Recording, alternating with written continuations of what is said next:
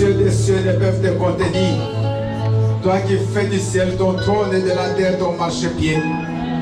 Tu es au-dessus de toutes choses, éternel Dieu des armées. Tu es élevé au-dessus du ciel. Père d'éternité et de gloire. Ce matin, nous sommes dans ta maison. Nos cœurs languissent après toi. Seigneur notre Dieu, sois magnifié. Je m'écris, loué soit l'Éternel, et je suis délivré de mes ennemis. Car 1000 tomberont à mon côté, 10 000 à ma droite, et je ne serai jamais atteint. David a dit, je suis né, j'ai grandi, j'ai vieilli. Je n'ai pas vu un juste mendier son pain. Père d'éternité, le Dieu fidèle. Ta fidélité se manifeste dans notre vie, Père d'éternel. Ce matin, si nous vivons, si nous respirons, c'est grâce à toi. Alléluia. Toi le Dieu bon, toi le Dieu puissant. Qu'est-ce que nous pouvons te donner ce matin? Mon Dieu, mon roi, que puis-je te donner?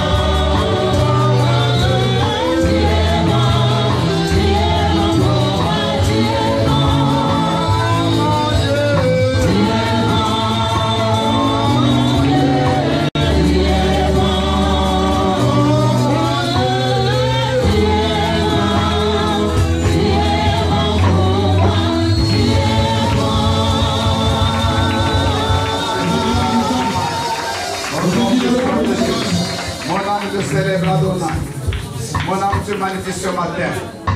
Merci pour ta présence dans ces lieux. Merci pour ta gloire. Merci Seigneur. Bien aimé, est-ce qu'on peut pousser des cris de joie?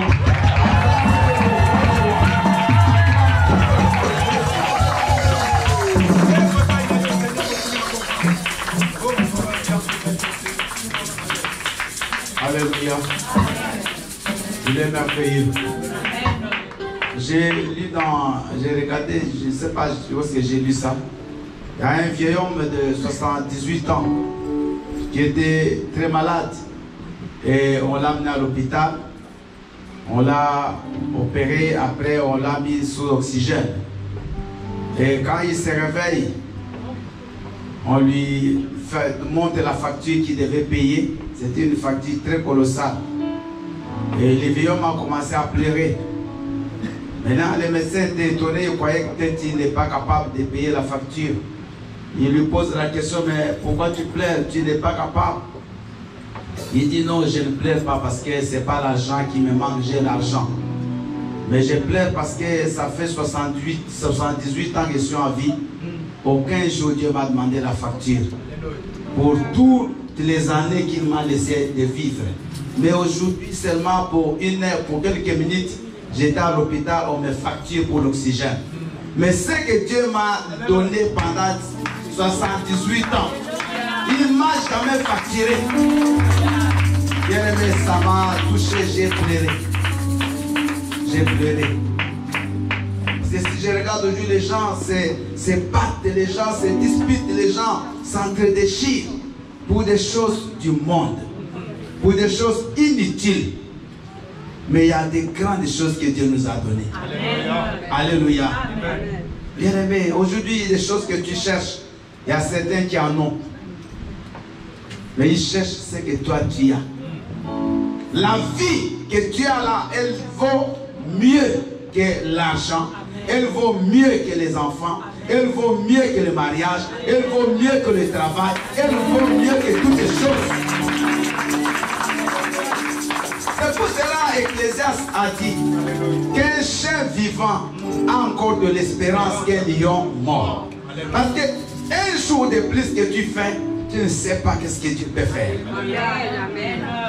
Mais quand tu te réveilles le matin et que tu peux parler, maman, il faut que tu bénisses le Seigneur.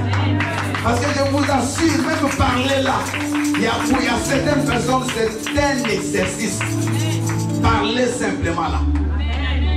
Moi je connais une personne, pour parler, on lui a mis un appareil à la gauche. Donc pour parler, il faut qu'elle touche. Toi tu manges, ça passe. Mais il y a certains qui mangent par des sondes. Est-ce que vous le savez? Il y a certaines personnes, toute sa vie, maman aimait un travail dans des services comme ça. Il mange par des sondes, donc lui ne connaît pas le goût de la nourriture dans la bouche. Qu'est-ce que tu peux donner à ces dieux-là? Pourquoi on est orgueilleux? Pourquoi s'il faut louer le Seigneur, on croit qu'on a tout? Mais qu'est-ce que tu as? Alléluia. Amen. Parce que le souffle est là. Tu t'es réveillé le matin, tu n'as fait aucun effort. Quand tu t'es réveillé, tu ne t'es même pas posé la question, mais tu m'as pas pris la nuit. Nous avons vu des jeunes qui partent, des enfants même qui meurent.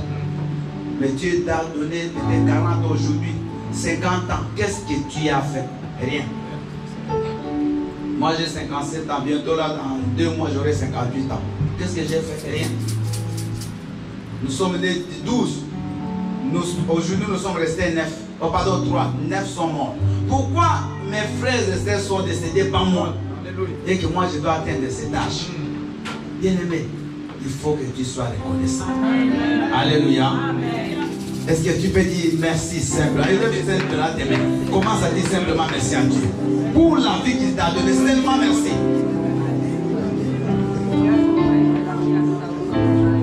Gloire à toi, le roi des rois. Gloire à toi, la loi immolée. Gloire à toi, le prince de paix. Merci Seigneur pour la vie que tu nous donnes ce matin. La gloire, la louange à toi. Dans le nom puissant de Jésus. Merci Seigneur. Merci Seigneur Jésus-Christ. Amen. Nous allons nous asseoir s'il vous plaît. Et je vous salue tous au nom puissant de Jésus. Nous avons passé un bon dimanche ce matin devant la face de Dieu. Alléluia. Et c'est une joie bien aimée quand nous nous retrouvons dans la maison du Seigneur. Et c'est David toujours qui disait, je suis dans la joie. Lorsqu'on me dit, allons dans la maison de l'Éternel. Aujourd'hui, on va beaucoup parler de David. Alléluia. Nous sommes en train de continuer le message du dimanche passé, mais sous une autre forme. Nous avons parlé des semences le dimanche passé. Aujourd'hui, le thème que Dieu nous a donné, lèvons-nous et bâtissons. Merci. Alléluia. C'est normal, ça peut arriver. Lèvons-nous et bâtissons. Il y a un virgule là-bas. Car cette affaire nous concerne. Est-ce que chacun peut répéter que je me lève? Toi, ne dis pas lèvons-nous. Je dois me lever et bâtir. Car cette affaire, car cette église me concerne. Vous voyez déjà dans la formulation du thème, on n'a pas parlé de vous. Vous allez vous lever, mais on parle de nous.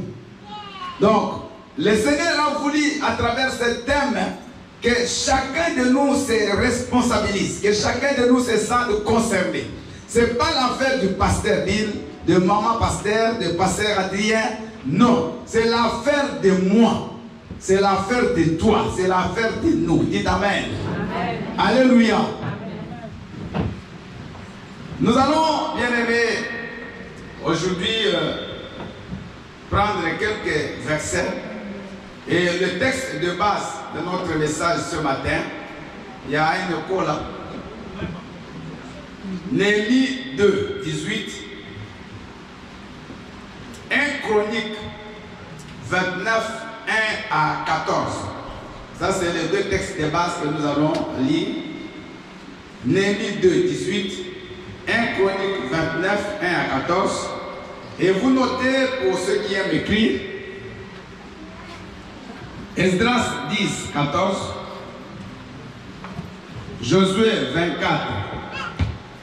Esdras 10, 14. Josué 24, 2 et 15. 2 et 15. Exode 35, 4 à 9. Exode 35, 4 à 9. Néhémie 2, 18. 1 Chronique 29, 1 à 14. Esdras 10, 14. Josué 24, 2 et 15.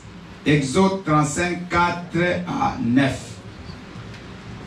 Papa Richie nous lit Néhémie 2, 18. Maman Nick nous lit 1 Chronique 29, 1 à 14. Et Maman Aimée nous lit Exode 35, 4 à 9. Et moi je vous lirai après Matthieu 22, 37 à 38, c'est pas noté. Matthieu 22, 37 à 38, ça c'est moi qui vais lire à la fin. Nous allons suivre les lectures, après on va aller rapidement, on ne va pas prendre beaucoup de temps, parce qu'il y a des choses qu'on va faire après. Nous lisons la parole de Dieu dans le livre de Néhémie 2, au verset 18, au nom de Jésus-Christ. Amen. Et je leur racontais comment la bonne main de mon Dieu avait été sur moi. Et quelles paroles le roi m'avait adressées. Ils dirent, lèvons-nous et bâtissons. Lèvons-nous et bâtissons. Et ils se fortifièrent dans cette bonne résolution, parole du Seigneur. Amen. Acclamons la parole du Seigneur. Est-ce que vraiment vous avez acclamé Dieu? Merci beaucoup. Gloire à Dieu. Nous allons suivre Maman Nick. Ça c'est une lecture, c'est vraiment là, c'est là où on va prêcher ce matin. Je lis la parole de Dieu dans le livre de 1 Chronique 29 au verset... En passant, Maman Nick, vous savez qui a écrit le livre des Chroniques? Vous connaissez l'auteur du livre des Chroniques? Oui? C'est Esdras. Allez-y, maman. 1 Chronique. 1 Chronique 29, 1 à 14. Je lis au nom de Jésus. Le roi David dit à toute l'assemblée, « Mon fils Salomon, le seul que Dieu ait choisi, est jeune et d'un âge faible, et l'ouvrage est considérable, car ce palais n'est pas pour un homme, mais il est pour l'Éternel Dieu. Amen. J'ai mis toutes mes forces à préparer pour la maison de mon Dieu de l'or, pour ce qui doit être d'or, de l'argent, pour ce qui doit être d'argent, de l'airain, pour ce qui doit être d'airain, du fer, ce qui doit être de fer, et du bois, pour ce qui doit être du bois, des pierres d'onyx et des pierres à enchâsser, des pierres brillantes et de diverses couleurs, toutes sortes de pierres précieuses et du marbre blanc en quantité. De plus, dans mon attachement pour la maison de mon Dieu, je donne à la maison de mon Dieu l'or et l'argent que je possède en propre, outre tout ce que j'ai préparé pour la maison du sanctuaire, 3000 talents d'or, d'ophir et 7000 talents d'argent épuré pour en revêtir les parois des bâtiments. L'or pour ce qui doit être d'or et l'argent pour ce qui doit être d'argent et pour tous les travaux pour tous les travaux qu'exécuteront les ouvriers. Qui veut encore présenter volontairement aujourd'hui ses offrandes à l'Éternel? Les chefs des maisons paternelles, les chefs des tribus d'Israël, les chefs des milliers et des centaines, et les intendants du roi firent volontairement des offrandes. Verset 7. Ils donnèrent pour le service de la maison de Dieu 5000 talents d'or, 10 000 d'aric, 10 000 talents d'argent, 18 000 talents d'airain et 100 000 talents de fer. Ceux qui possédaient des pierres les livrèrent pour le trésor de la maison de l'Éternel, entre les mains de Jéel, le Gershonite. Le peuple se réjouit de leurs offrandes volontaires, car c'était avec un cœur bien disposé qu'il les faisait à l'Éternel. Et le roi David en eut aussi une grande joie. David bénit l'Éternel en présence de toute l'assemblée. Il dit: béni sois-tu d'éternité en éternité, Éternel, Dieu de notre Père Israël. À toi, Éternel, la grandeur, la force et la magnificence, l'éternité et la gloire, car tout ce qui est au ciel et sur la terre t'appartient. À toi, Éternel, le règne, car tu t'élèves souverainement au-dessus de tout. Verset 12.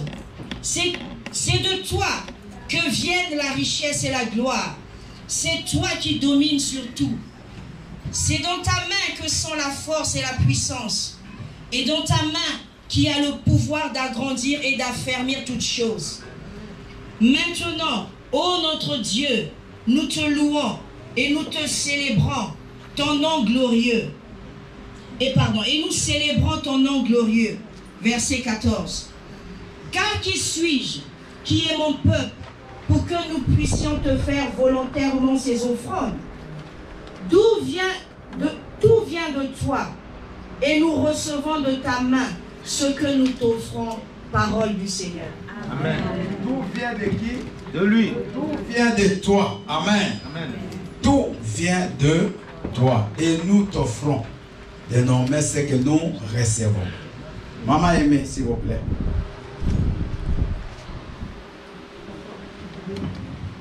Exode 35, 4 à 9.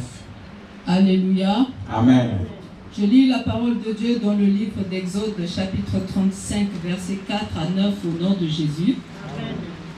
Moïse parla à toute l'assemblée des enfants d'Israël et dit: voici ce que l'Éternel a ordonné. Prenez sur ce qui vous appartient une offrande pour l'Éternel. Tout homme dont le cœur est bien disposé apportera en offrande à l'Éternel de l'or, de l'argent et de l'airain. S'il te plaît, maman, Moïse commence à dire, on commence par donner quoi? Vous avez suivi, non? On commence par quoi? Par de l'or. Oui, allez-y. Des étoffes teintes en bleu, en pourpre, en cramoisi, du fin lin et du poil de chèvre. Des peaux de bélier teintes en rouge et des peaux de dauphin. Du bois d'acacia, de l'huile pour le chandelier, des aromates pour l'huile d'onction et pour le parfum d'odoriférant. Verset 9. Des pierres d'onyx et d'autres pierres pour la garniture de l'éphod et du pectoral, parole du Seigneur. Acclamons la parole du Seigneur et je vais lire pour terminer. Matthieu chapitre 22, je commence à partir du verset 34. Les pharisiens ayant appris qu'il avait réduit au silence les Sadducéens, se rassemblèrent. Et l'un d'eux, docteur de la loi, lui fit cette question pour l'éprouver. Maître, quel est le plus grand commandement de la loi? Jésus lui répondit, tu aimeras le Seigneur ton Dieu de tout ton cœur, de toute ton âme et de toute ta pensée. Tu aimeras le Seigneur ton Dieu de tout ton cœur, de toute ton âme et de toute ta pensée. C'est le premier et le plus grand commandement. Parole du Seigneur. Acclamons la parole du Seigneur. Je vous salue pour ceux qui viennent d'arriver, tous au nom de Jésus. Bien-aimés, pendant quelques minutes, j'aimerais simplement vous expliquer une réalité, un besoin de Dieu. Vous dire que Dieu a besoin qu'on lui bâtisse un temple. Nous avons vu le roi David. Bien-aimé, David, il se souvient d'où Dieu l'a pris. Parce qu'il ne faut jamais dans la vie de fois oublier ses origines. Il ne faut pas oublier d'où l'on vient. Parce que ce n'est pas parce qu'aujourd'hui tu roules carrosse, c'est pas parce qu'aujourd'hui tu habites une belle maison que tu oublies d'où tu es venu. C'est important de fois pour que tu comprennes qu'il y a des choses aussi que tu peux faire par rapport de là où tu viens. David, bien aimé, c'était le dernier de la famille de 8 garçons. Il avait des frères aînés, il avait des gens, son papa, sa maman qui étaient tous en vie. Mais c'est David qui était choisi dans sa famille pour aller paître les brebis de la famille. Donc David passait la majorité de sa vie dans la brousse, dans la forêt. Pourtant, à cet âge, c'est l'âge où les enfants, surtout les petits, doivent être à côté de leurs parents, n'est-ce pas? Mais David, il a vécu. Vous savez, moi, je comprends ce que je dis. Parce que moi, j'ai quitté de chez nous à 12 ans, je suis parti à l'internat jusqu'à aujourd'hui. Donc, je n'ai pas connu peut-être comme beaucoup d'entre vous l'affection des parents jusqu'à l'âge de 20 ans, tu es toujours avec tes parents. Donc, je comprends ce que je vous dis. Alléluia. David, il était toujours dans la brousse. Et il a connu beaucoup de dangers. Parce que David le dit à Saoul là-bas qu'il combatte Goliath. L'ours s'est opposé à David, il a tué l'ours. Les lions, bien aimé, à son âge, parce que David a été où il avait 16 ans. Donc avant 16 ans, David a été confronté aux animaux sauvages. Des lions seuls, bien aimé, à part les brebis, personne ne peut venir en aide à David. Mais David, il connaissait Dieu. Il marchait toujours avec Dieu. Même dans les difficultés, même dans la souffrance, David savait que Dieu était toujours à ses côtés. Alléluia. Et Dieu a gardé David. Et comme il était destiné à régner, vous connaissez comment David va tuer Goliath, comment après presque 13 ans de poursuite, donc de 16 ans, Saoul était toujours derrière lui. Il a compliqué la vie, on a failli le tuer à maintes reprises. Mais à 30 ans, David va régner sur tout Israël. Acclamons le Seigneur. Et quand il règne sur David, va se bâtir un palais. Il va bâtir un palais pour lui. Amen. Amen. Il est roi, non? Amen. Il est roi, il doit habiter dans un palais royal, comme tous les rois. Il avait des serviteurs, il avait des chevaliers, des soldats, beaucoup de gens. David était au summum de son règne, de la gloire. Il régnait. il était roi. Un jour, David, il va commencer à réfléchir. Il va dire, mais Dieu m'a pris dans la brousse. Il m'a pris derrière les brebis. Il a fait de moi aujourd'hui roi en Israël. Aujourd'hui, les gens s'agenouillent devant moi. J'ai le droit de vie et de mort. Je peux dire que décapiter cet homme, on le décapite. Laisser vivre cet homme, on le laisse vivre. Aujourd'hui, j'ai la richesse, j'ai les femmes, j'ai les enfants, j'ai tout. Mais lâche de mon Dieu. Lâche de mon Dieu. Lâche représenter Dieu lui-même. La présence de Dieu au milieu de son père. Il est en train de vivre dans les tentes. David dit jamais. Il faut que je bâtisse un temple pour l'Éternel. Dites Amen. Amen. David, bien aimé, il a compris que s'il est ce qu'il est devenu, c'est à cause de Dieu. Est-ce que toi, ça t'arrive, ça passe par ta tête de comprendre que ce que tu es là, c'est Dieu? Peut-être que tu n'as pas ce que les autres ont, mais tu as quelque chose que les autres n'ont pas. Bien aimé, j'aimerais dire à une personne ce matin que chacun a quelque chose que l'autre n'a pas. Même les hommes les plus pauvres, ils ont des valeurs que les riches n'ont jamais. Il y a des gens qui ont envie bien aimer ce qu'ils n'ont eu aujourd'hui. Donc Dieu a mis en chacun de nous quelque chose. J'ai parlé au début ici du souffle simplement. De la vie que Dieu te donne. Aujourd'hui tu es marié. Mais regarde, il y a certaines filles de ton âge qui ne sont pas encore mariées. Aujourd'hui tu as des enfants. Il y a des gens qui ont même beaucoup de dispositions pour élever les enfants avec beaucoup d'argent, mais qui n'ont pas encore les enfants. Tu crois que tu as les enfants parce que tu sais mettre au monde? Non. C'est la grâce. Alléluia. C'est la grâce. Si aujourd'hui tu as une alliance, c'est la grâce. Si aujourd'hui tu as un bon travail, c'est la grâce. Aujourd'hui tu as un permis de conduire. Il y a beaucoup qui sont même bien et qui conduisent même avant toi. Mais ils n'ont jamais eu de permis. Mais ils savent conduire. Mais toi, on t'a même donné le permis. Le même jour-là, on a même appuyé sur le frein. Mais on t'a quand même donné. C'est la grâce. Je connais une seule qui a témoigné à Paris, j'étais là. Elle, le même jour, elle passait le permis. On a appuyé le frein, on a touché le volant, on lui a donné. Des erreurs éliminatoires. Mais elle a eu grâce.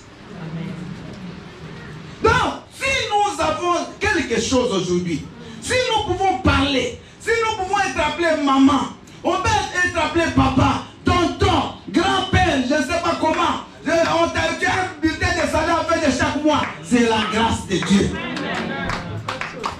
Vous ne comprenez pas? Vous croyez que ce n'est pas votre effort? Il y a des gens qui ont des gros diplômes, plus que toi, mais qui n'ont pas de travail que tu as. Alléluia. Des gros diplômes que toi tu ne peux même pas avoir. Mais aucun travail. Mais toi tu n'as aucun diplôme et tu as un bon travail. Tu as un bon salaire. Tout c'est la grâce. Maintenant, qu'est-ce que nous devons faire pour ce Dieu? David il a compris que s'il est devenu roi, c'est parce que Dieu l'a amené là-bas. Parce qu'il avait des frères plus âgés que lui qui fuyaient devant Goliath. Il y a même le roi Saoul qui fuyait devant Goliath. Mais lui, il a tué Goliath. Ce n'est pas parce qu'il était plus fort. Alléluia. Bien aimé, Esdras, ils reviennent de Babylone. Ils reviennent à Jérusalem parce qu'ils étaient partis en esclavagisme. Vous connaissez après 70 ans. Et lui, il vient avec le premier groupe avec Zorobabel. Esdras, c'était un secrétaire, c'était un lévite. C'est quelqu'un qui savait écrire. Et Esdras, il va réunir le peuple. Il va leur dire, cette affaire, ça nous concerne. Néhémie, la même chose. Néhémie qui était chanson du roi. Il va rentrer, il va regarder l'état dans lequel, bien aimé, Jérusalem se trouvait. Le mur était en délabrement total. Le mur était fissuré, cassé partout. J'ai dit, mais c'est pas possible. Comment est-ce que moi, je suis dans la maison du roi là-bas? Je sers le roi, mais la ville de nos pères, la ville où il y a le nom de Dieu, elle est dans cet état. Et il va expliquer le problème au peuple. À la fin, le peuple lui-même, c'est même pas lui qui dit. Il va répondre, lèvons-nous et bâtissons. Car cette affaire nous concerne. Bien aimé, moi je suis fatigué d'être toujours payé, d'être toujours locataire. David, bien aimé, revenons à lui. Il m'a dit une chose importante. Il m'a dit l'ouvrage, parce que David, il va parler à Dieu. Il dit, Seigneur, moi, je vais te bâtir un temple. Et Dieu va dire non. Il dit, toi, tu ne me bâtiras pas de maison. Parce que tu as répandu beaucoup de sang pendant ton règne.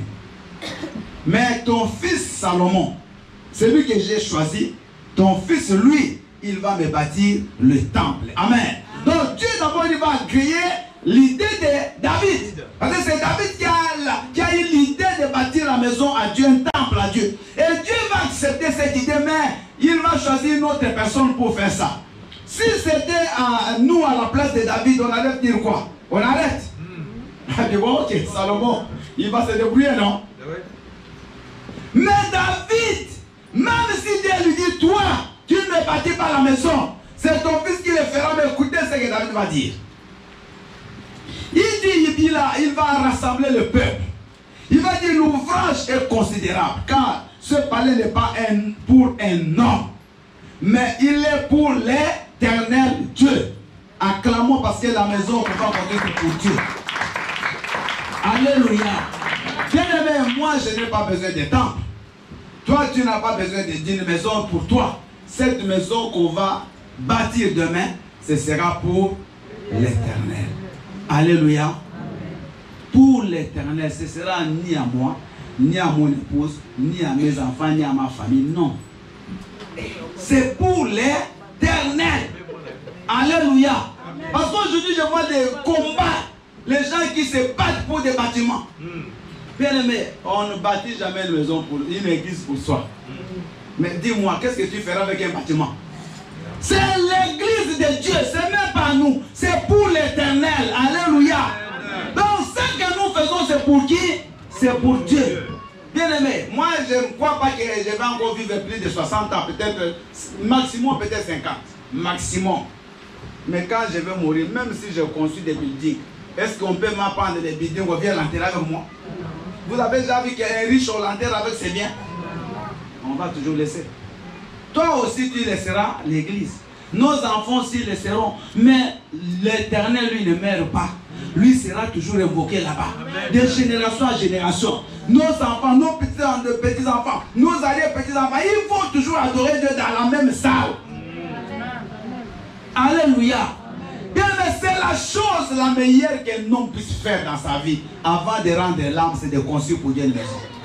Je vous dis, c'est le meilleur souvenir que tu peux laisser à Dieu. C'est construire pour lui une maison. Nous voyons Ézéchias, il avait rétabli la maison de Dieu. Quand Ézéchias tombe malade, il veut mourir. Ézéchias, on lui dit tu meurs par le prophète Esaïe, il va s'agenouiller et dire Seigneur, regarde ce que j'ai fait pour toi. Acclamons le Seigneur. Et Dieu va ajouter 15 ans à Ézéchias. Maman, qu'est-ce que tes enfants après toi diront? Qu'est-ce qu'ils vont dire un jour? Ils peuvent, si tu bâtis pour Dieu, ils diront Seigneur, souviens-toi de notre mamie, souviens-toi de notre papa. Il avait construit cette église-là. Alléluia. Ça, c'est un grand souvenir. Le Seigneur bien-aimé, il a besoin que ce qu'il nous donne, nous puissions l'honorer. La meilleure façon d'honorer Dieu, c'est de construire pour lui un temple. David bien-aimé, il va commencer, il va dire ceci. Écoutez, il dit, j'ai mis toutes mes forces à préparer pour la maison de mon Dieu de l'or. Il a mis toutes ses forces. Quand on travaille pour Dieu, il faut travailler pour Dieu avec toutes tes forces. Et c'est ça que je vous ai dit dans Matthieu 22. Le plus grand commandement, c'est d'aimer Dieu de toutes nos forces. Nous aimons Dieu bien-aimé, peut-être sur 100, peut-être c'est un centième des forces que nous donnons pour Dieu. Toute la force, on les donne pour nos vies. On les donne pour chercher l'argent. On les donne, je ne sais pas pour faire quoi. Mais Dieu, c'est lui qui doit prendre la première place, qui doit prendre la première portion. qui doit prendre toute la force. On n'aime pas Dieu en partie. On n'aime pas Dieu en moitié. Dieu, tu dois l'aimer de toutes tes forces.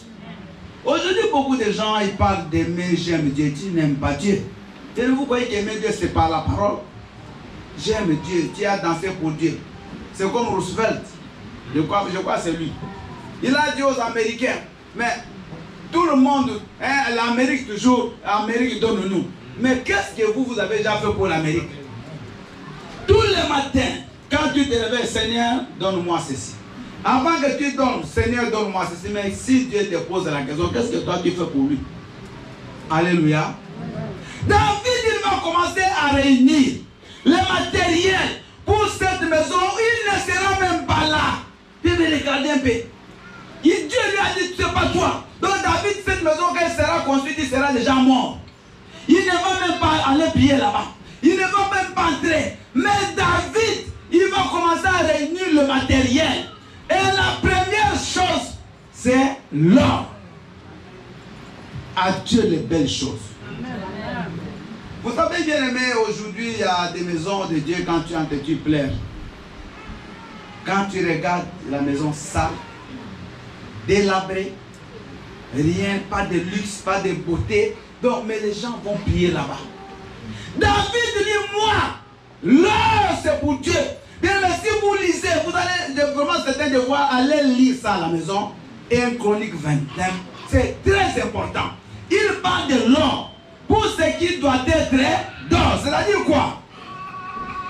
Si dans le plan de l'architecte, il a prévu qu'ici, devant là, on mette partout de l'or, David dit, il ne va pas discuter ou négocier.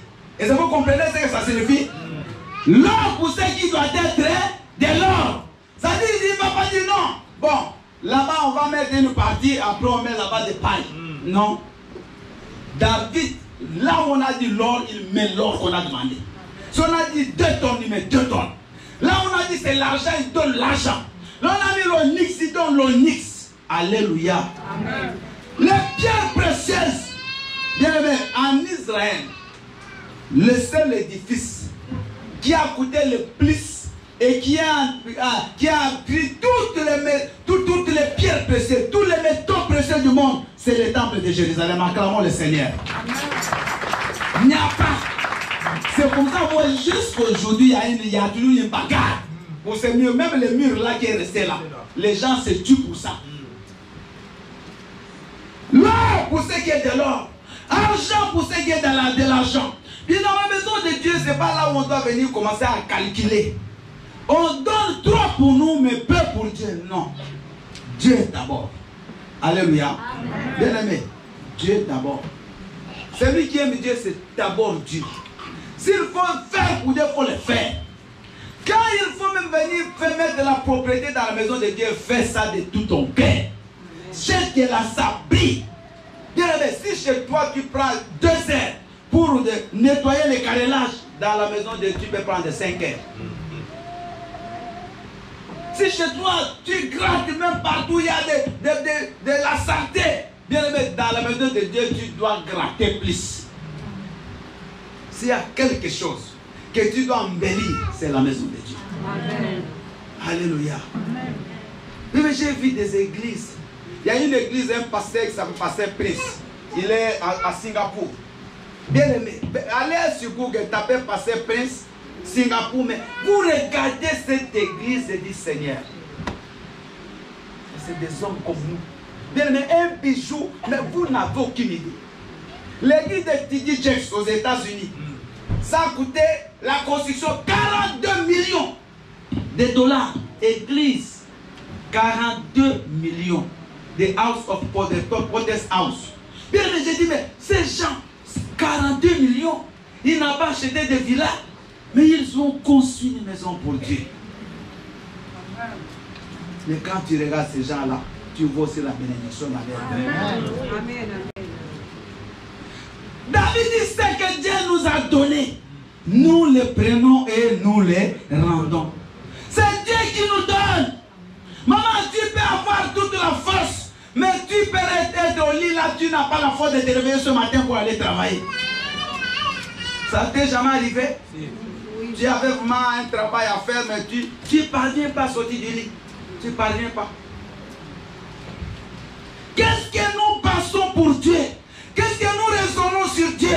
Bien aimé, nous avons beaucoup de projets pour nous. Mais quel projet pour le Seigneur? Quel projet? Ça fait 4 ans que nous sommes là. Depuis qu'on a commencé à faire les appels de fonds. On n'a même jamais fait d'appel de fonds, les contributions. On n'avance pas. On ne peut pas acheter même pour une maison pour Dieu. Mais on a besoin de le faire. Mais moi, je n'ai pas tout le temps pour continuer à rester dans ce monde jusqu'à ce qu'on aura, et je ne sais pas comment. Non. Il faut qu'on construise pour Dieu. Il faut qu'on fasse quelque chose. Il faut que Dieu, bien aimé, avant que la plupart parmi nous, si on aille sous terre, qu'on laisse un temple. Et moi, je ne mourrai pas, il faut que je construise pour Dieu. Avec vous, on va construire. Ah oui, avec vous, j'ai dit, on va construire les temps. Même si tu n'acclames pas, quand tu ne veux pas construire. Alléluia. Alléluia. Mais c'est toi qui vas commencer à prêcher ici. Dans le temple que toi-même tu as construit, c'est pas bien. Alléluia. Donc, David, mais il y a quelque chose, bien aimé, qui me touche de plus. Écoutez au verset 3. De plus, pour mon attachement, pour la maison de mon Dieu, je donne à la maison de mon Dieu l'or et l'argent que je possède en propre. Outre tout ce que j'ai préparé pour la maison du sanctuaire. Oh Jésus. Donc David a déjà préparé tout le matériel. Mais il dit ça ne suffit pas. Mais là il dit en plus, donc de tout ce qu'il a déjà préparé, il donne ce qui lui appartient en propre. Donc il est roi, c'est pas dit aux gens donnés. Les gens donnent, mais c'est que lui-même maintenant, il sort de sa propre économie, de ses propres réserves. Il dit, j'ai donné pour mon attachement à la maison de mon Dieu. Il y a un mot là qui est important, attachement à la maison de Dieu. Bien aimé, si tu n'es pas attaché à la maison de Dieu, tu ne peux pas attacher tes biens à ce Dieu-là.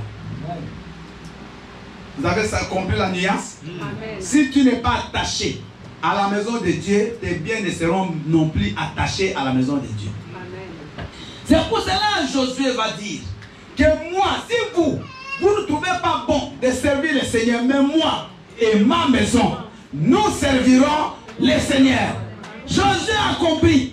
Il ne force pas les gens. Si vous ne voulez pas, mais moi, Josué et ma maison, nous servirons. Quand on dit moi et ma maison, c'est-à-dire quoi? Alléluia. C'est-à-dire, un chrétien n'a pas de choses pour lui et des choses pour Dieu. Tout ce que tu as, c'est pour Dieu. Tout ce que tu as, c'est pour Dieu. Il y a une église chez nous qu'on appelle les Kimbangistes. Bien aimé. Cette église-là, quand ils le construisent, c'est eux-mêmes, les maçons, les architectes. Tous, ça vient des membres. Ils ne prennent pas des architectes, non. Celui qui est architecte, il commence à faire le plan. Le maçon, il travaille, les plombiers. Bien aimé, mais ils font des choses, ces gens-là. Même sur les critiques. Alléluia. Mais ils bâtissent des édifices, mais tu n'as pas idée. Ils ont même toute une cité qu'ils ont appelée Jérusalem, je ne sais pas comment. Des cités. Mais des gens comme nous. On les critique. Ces gens-là, ils vont aller en enfer. Qui t'a dit? Et toi qui iras au ciel, qu'est-ce que tu fais? Alléluia. Les gens des catholiques, je ne sais pas quoi de l'enfer. Et toi, tu es plus que ces gens. Et ils ont fait des orphelinats. Ils ont fait des hôpitaux. Ils ont fait des choses. Et toi, qu'est-ce que tu as fait? Alléluia. Laissons ces choses de critiquer les autres. Laisse ça.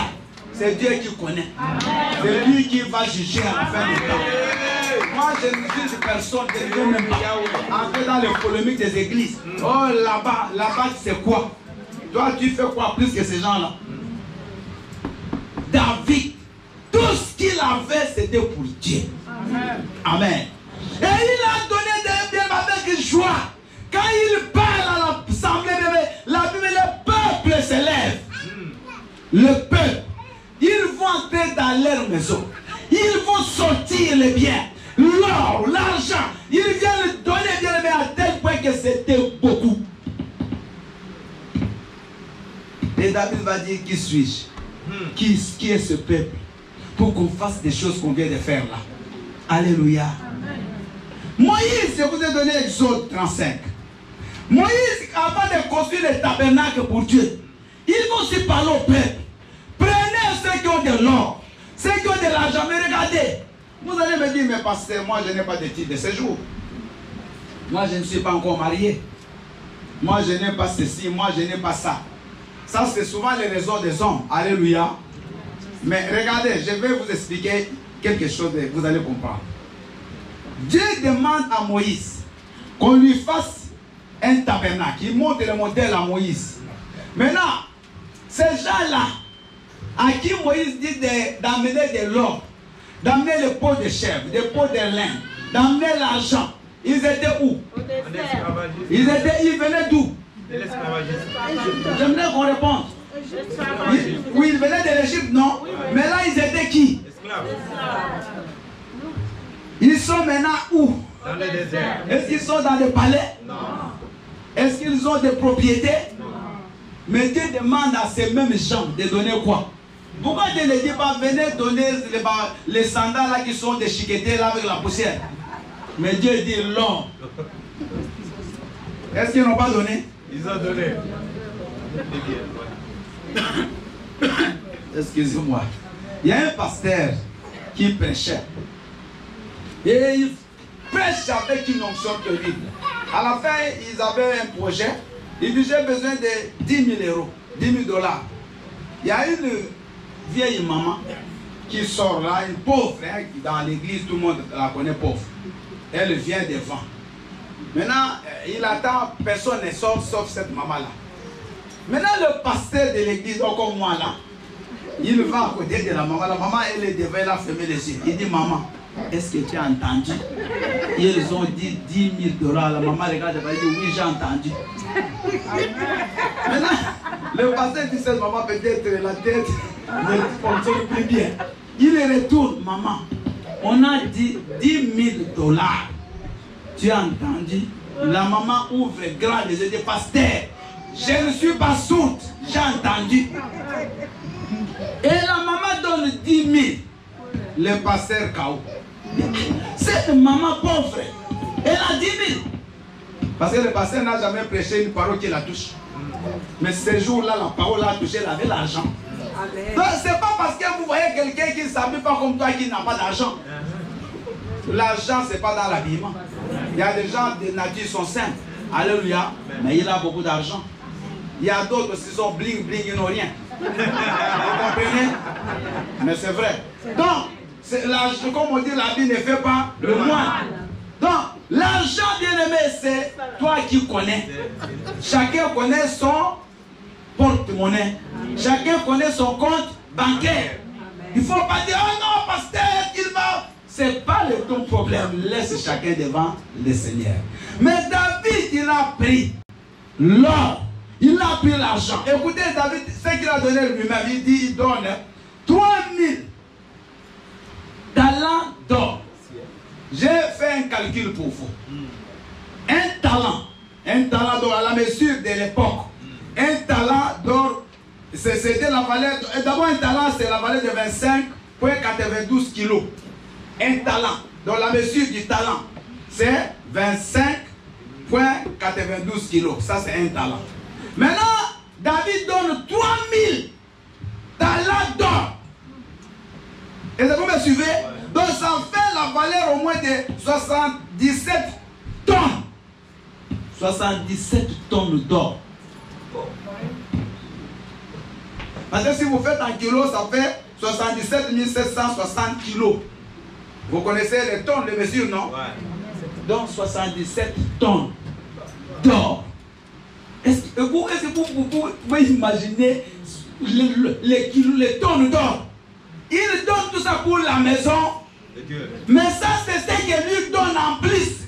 Il y a déjà l'or. Mais dans cette maison-là, quand vous entrez, comme ça faisait la jalousie. Tous les empires qui venaient, c'était dans cette maison qui voulaient toujours aller pied. Et jusqu'aujourd'hui, il y a des ustensiles qu'on cherche, qu'on recherche toujours du temple de Jérusalem qui sont chez des antiquaires, qui sont éparpillés dans le monde. Et bien, c'était une richesse que vous ne pouvez pas mesurer. Alléluia. David, bien aimé, il était comme toi et moi. David n'est pas né roi. David n'est pas né avec une fourchette d'or dans la bouche. David est venu de nulle part. Il est venu de rien. Mais Dieu a élevé David. Amen. David a dit, Seigneur, pour ce que tu as fait pour moi, ce que je peux te donner, c'est de bâtir pour toi une maison. Alléluia. Il y a des gens qui sont arrivés en Europe, mais qui n'étaient pas destinés à arriver. Il y a un bien-aimé qui prie avec nous. On lui a même dit par son frère au pays que tu sais que c'est moi qui devais aller en Europe, c'est pas toi. Alléluia. Il y a d'autres qui sont passés par la mer. La mer sur une bouée de sauvetage. Une bouée bien aimée. Qui est en train même de l'eau. Mais ils sont ici. Ils sont là, parmi vous. Ils sont là. Je les connais.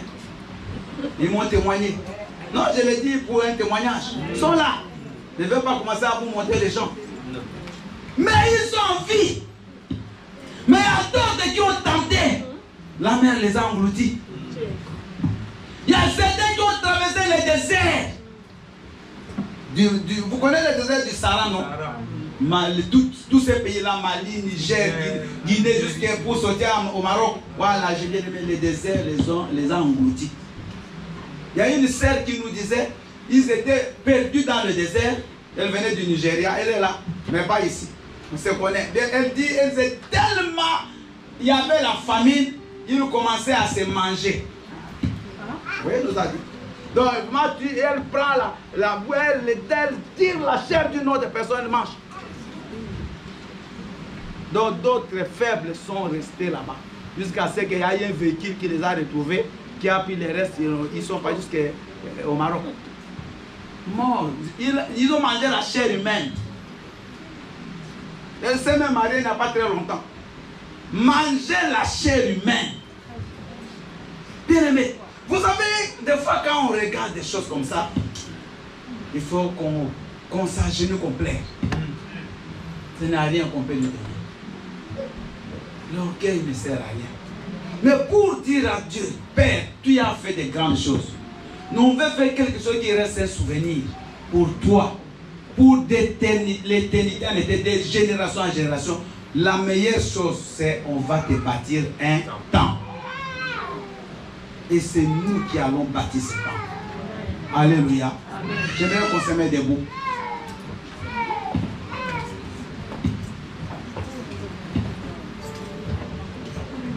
Tu peux garder, bien-aimé, des millions chez toi. Ça ne changera rien. Mais si tu investis dans le champ de Dieu, sache que tu vas récolter